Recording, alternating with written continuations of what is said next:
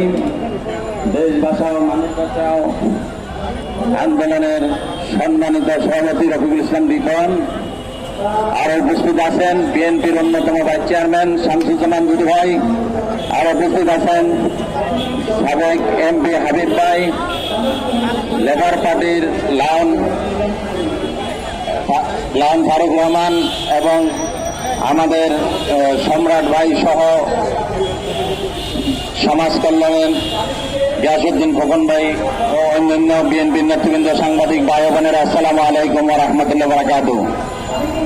এখানে ভারতের বিরুদ্ধে হস্তক্ষেপ ভারত পুশব্যাক করতেছে, এইটার প্রতিবাদে আজকে রিপনটা একটা গুরুত্বপূর্ণ প্রোগ্রাম দিয়েছেন, আমরা তাকে ধন্যবাদ জানাই।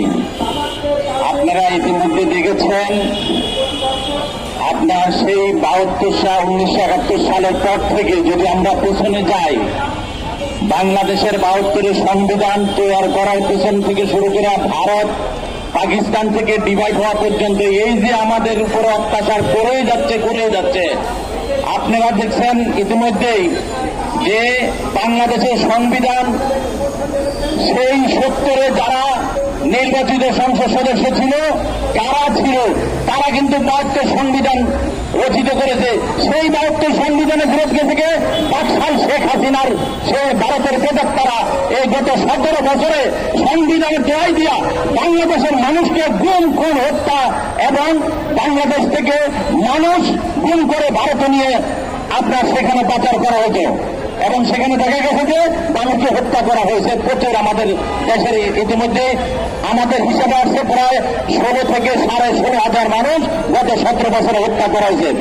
36 জুলাই 1971, 90 স্বৈরাচার বিরোধী আন্দোলন সবই এই ভারতের বিরুদ্ধে।